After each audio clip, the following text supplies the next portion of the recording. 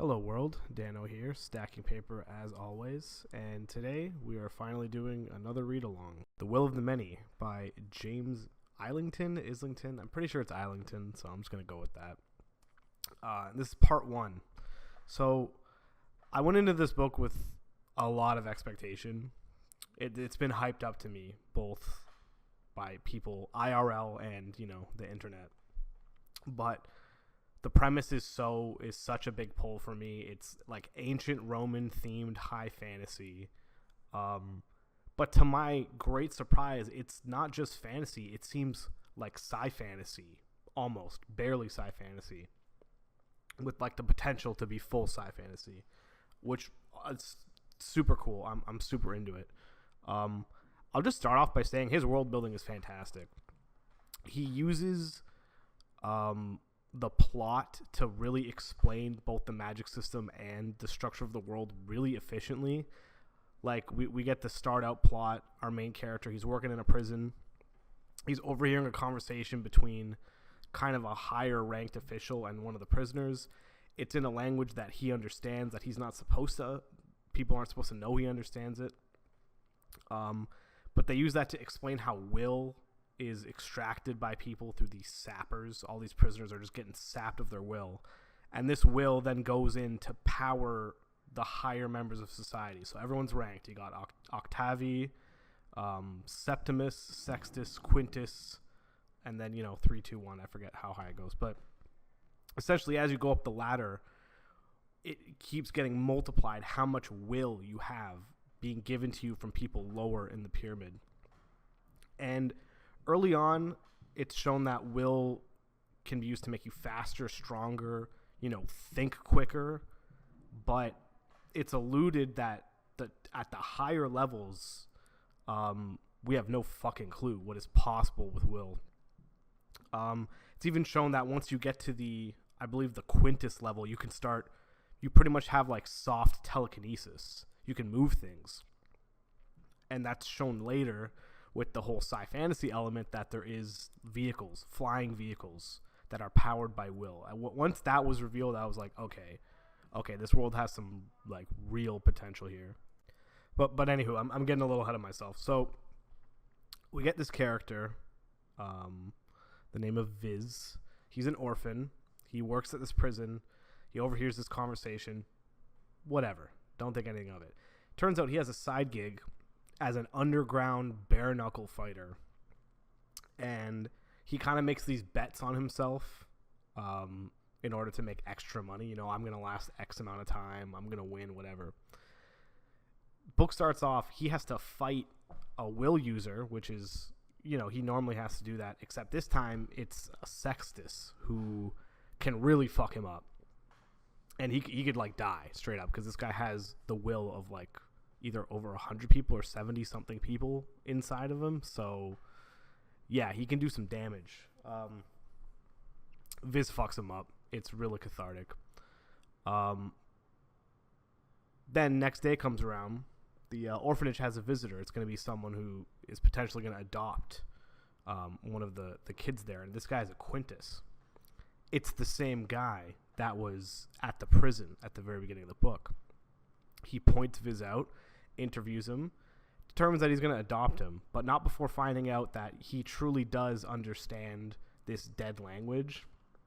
So he knows that Viz is essentially of this country that doesn't exist anymore, that got destroyed and taken over, because this is like the Roman Empire. They're slowly expanding and taking over everything around them.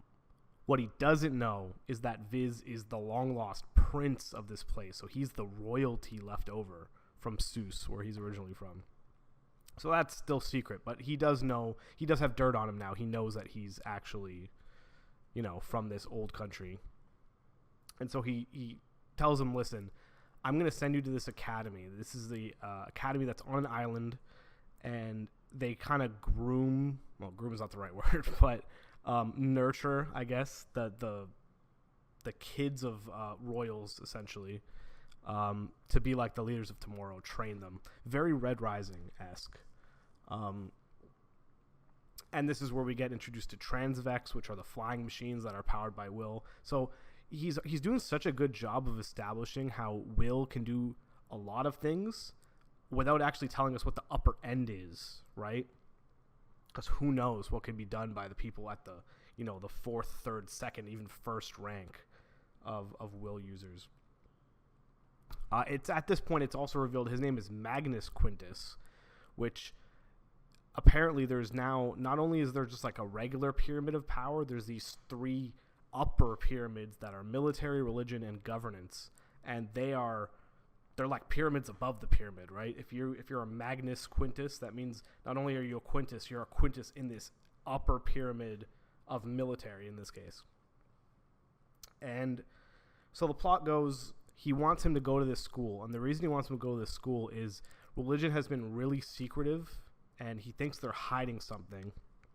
There are these ruins on the island that they've been investigating, and they're linked to something called the Cataclysm. Obviously, of course, we got to have some pre-apocalypse lore. I love fantasy books that do this, where it's like there was this big, apocalyptic event, and all this old technology was lost, and they're trying to like reclaim it. It's revealed that this country, so the country's called Catan, the Roman-esque country, and even like the use of will and a lot of their technology, it wasn't made by them. It was discovered, right? So they're just like standing on the shoulders of giants and acting like they're like high society, but really they're just digging up the remnants of this pre-existing empire that got destroyed somehow. They have no idea how. And so, anyways, these ruins are trying to find out, but the real reason is because I'm like blanking on his name now. Magnus Quintus Telemus. Ulcisor, that's his name. His brother apparently committed suicide years and years ago when he attended the academy. And he was good friends with who is now the headmaster of the academy. And it just reeks of foul play. He knows his brother. He knows that there's no way he would have killed himself. So he's sending Viz there to go find out what the fuck's going on. And if he can't find anything out, then he gets sent to the sappers. So he's kind of like, he doesn't really have a choice. But on the way to Catan, their ship gets shot down. It's like sabotaged either earlier on or they get hit by some kind of like weird artillery. I'm not sure what happens, but their ship goes down. They survive, but they see a bunch of people like around their wreck. Fucking Ulcisor rolls up, pops one of their heads wide open, like literally like it explodes his head. So that's already something pretty fucking crazy that you can do once you're at that level. Because obviously if they have soft telekinesis, it makes sense that they can just fucking head pop people like that. But then he gets shot with an arrow in the leg, not fatal, just like regular arrow wound, and he fucking drops like a ton of bricks. And it's like, that's not supposed to fucking happen. Viz is forced to take some guys out before getting put at arrow point by this lady, Sedocia. Turns out these people are part of a rebellion against Catan. They're called the Angius. And they know who Viz is. Not only do they know that he's from Zeus, they know that he's the Prince of Zeus. Like, they know his real name, Diago. And she tells him, listen, you're working with this guy. That's stupid, but you know what? We'll let it rock. But you have to be at this certain event called the Naumachia, or Naumachia, in the capital of Catan at this time. And if you're not there, we're going to expose you to everybody, and you're going to be a sapper at best, killed at worst, right? So there's some setup there. Now, they end up escaping. Viz like drags the unconscious Ulsilzir into the ship, and where do they land? They go to the academy, which is not where, I don't think that's where they were originally headed. But like that, they're forced to stop there because they need medical attention. They get saved. Viz gets woken up by like some of the kids that are there. He thinks he might have been either poisoned or given like a truth serum because Viridius, who is the headmaster, the kind of antagonist that Ulsilzir is setting up for him, is asking him some questions, and he has to answer correctly or, expose himself. they make it off the island, and then they go. Now this is where the main chunk of part 1 takes place, is at the manor of Olsilzior. And he begins his training under the tutelage of Lenistia, the fucking baddest bitch ever. She's honestly I love this character so much. She is so hard on Viz. And basically, like, they know that Viz is smart and they know he has potential. But Lenistia really, really humbles him and shows him that, you know, you don't fucking know nearly as much as you think you know. And you're barely, like, she's like, we barely have enough time to get you ready. They have, like, a few months to train him, get him up to speed. And the way she trains him is fucking crazy. She drills him through the day, and then in the middle of the night will wake him up and just, like, grab him by the throat, start fucking him up, and then starts asking him questions. And if he gets any of the questions wrong, she just, like, wins him. Like, it's brutal. But she's honestly so sick. It's then revealed that she's actually blind. Like, her eyes were taken out. Her fucking eyes were taken out by the academy. And that's the lesson that she tries to teach him. Like, hey, there's always something more to lose. Because he says something to the effect of, like, oh, what more could I lose? And she takes off her glasses, shows that she's blind, right? And now he's thinking, wait, I've been fighting with this lady for how long? And she's been kicking the shit out of me? And she's blind? How can she even see? She's literally using... It's funny that I say willpower, because that doesn't mean what it normally means. It's actually a magic system. But she's, like, sonar scanning the air around her, like, hundreds of times a second. So the amount of energy that she has to put up just to be able to see is insane. But it's kind of insinuating that she can actually see better than most people, because she kind of has a 360-degree vision in that sense. It's still, like, a crazy feat, but because she's mastered it, she's actually, like, on a next level.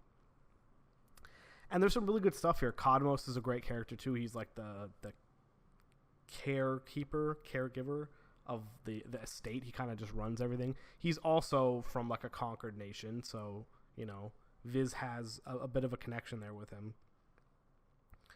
But we get, like, a lot of training chapters. We get a lot of lore about the world and how will works, and it's kind of like, this is a very common thing in fantasy, where it's like, oh, we're going to train this, you know, fresh young kid, and that's how we're going to get exposition to the reader, is we're just going to teach the kid and thereby teach you.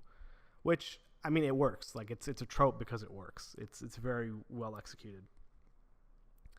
Fast forward to the Nomachia. So he actually gets a visit from another, like, senator who's actually higher up than Olsilzior, because word's obviously gotten around that he's adopted a kid. Apparently Olsilzior is, like, no one ever thought that this would happen, so it's already kind of raising flags. And the fact that he's, you know, people are saying he's a bit of a prodigy, you know, it's raising eyebrows. So this guy shows up and says, hey, listen, my daughter's already in the academy. You know, you guys should link up. You should fucking train together and stuff. And obviously this is a ploy to get information, but Viz says, you know what? This is my chance to make it to the Nomachia, because before this, he knew that Lenistia, there's no way she would let him leave the grounds and go to the capital. No way that she would let this happen. So he was actually trying to figure out a way to get there, because or else he's fucked. They'd expose him if he doesn't go. So he's thinking about a way to get there. This guy shows up, says, hey, you know, you should get together with my daughter. And she's like, okay, you know what? We'll go to the Nomachia. That'll be like a nice little date for us. Quick on his feet, Viz. They go to the Nomachia. Holy crap. This whole sequence is actually fucking insane. I was not ready for this. He meets up with the leader of the Ongius. Like, he pretends to go to the bathroom. You know, goes into the sewers. Sadoshia shows him. Turns out the leader of the Ongius is his father's former advisor. His father's the king of the country that got decimated. Basically says, you should join us. And Viz refuses. Reason being, he said that he was once helped by two Catan, just regular citizens. In one of his greatest times of need, they were so nice to him, they helped him out. And he left that town, and then he went back, and it was completely destroyed. And it was the Ongius that did it. And they killed those people.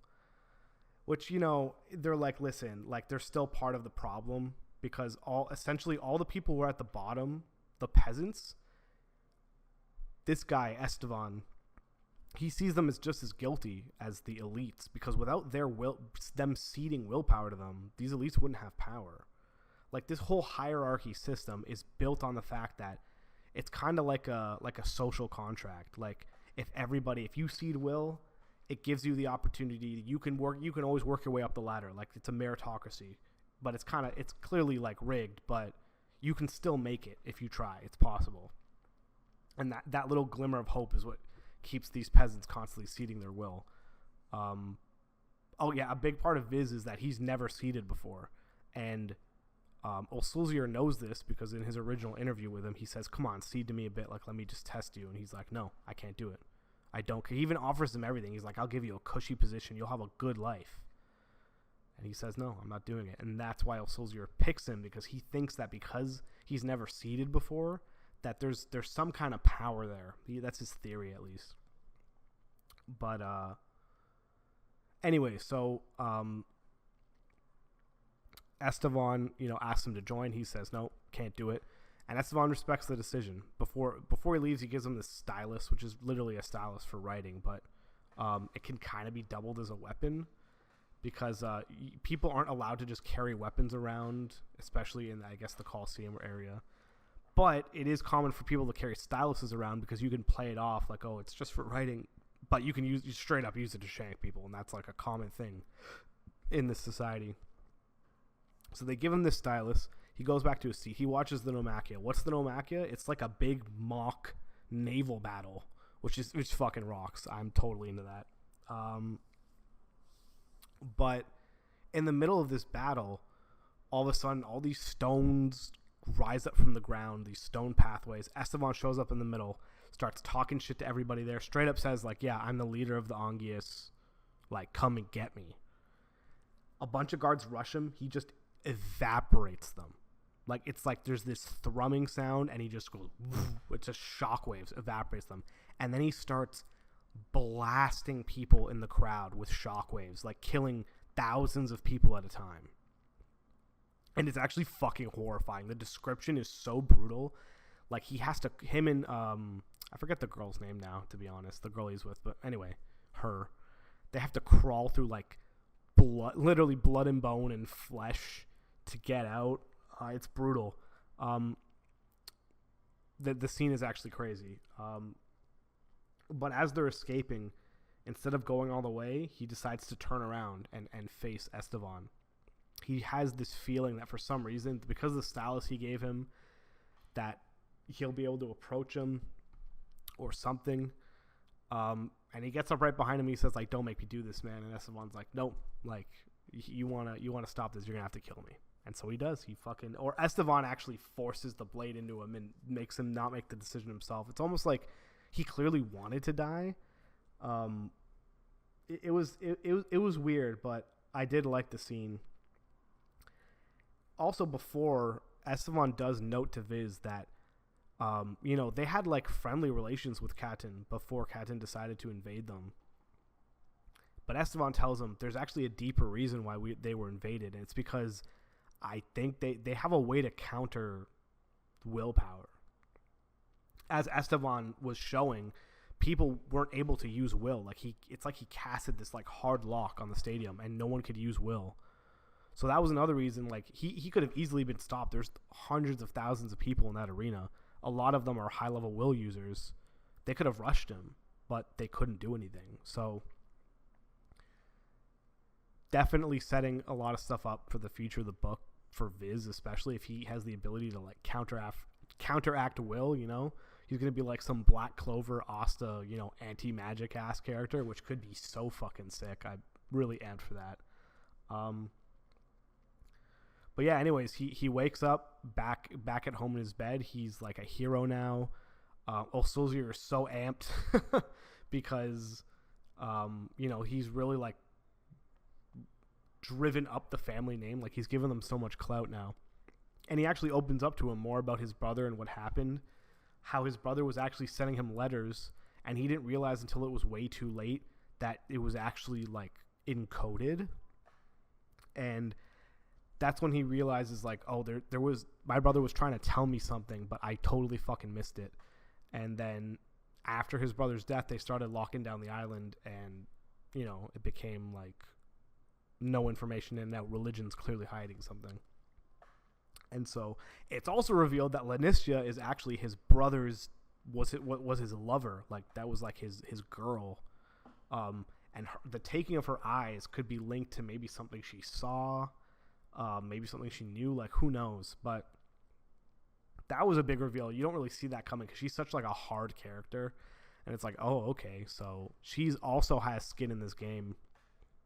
It's really good. I'm so into this book right now. Like, there's so many factions. Viz is being pulled in so many different directions. Like, he kind of feels a bit of a camaraderie, especially with Lannistia and Cosmos, but yet he knows that he's kind of a prisoner to them. Like, he's really just there to do a job, but it doesn't change the fact that he feels a connection to these people while also feeling like, an outsider, because he does want revenge, but does he want revenge on these people? Like, it's crazy. And all of this is just a prelude. Like, the main story is going to be about him at this academy. Like, it is like a dark academia book. It's very like, you got to work your way up the ranks, and, there's a bit of coming of age aspect, but this whole prelude was so fucking interesting, and we haven't even gotten to the meat of the book yet. Like, I'm super amped about this. I'm going to try to take a little bit better notes for the next recording. Like, I think I did a decent job with this, but I'm really just skimming over because it's not like a lot happens. It's really just a lot of world building and establishing like the society, the magic system, like all of that. But I'm feeling really good about it. I think part 2 is absolutely going to deliver. So yeah, feeling good about it so far. Until next time.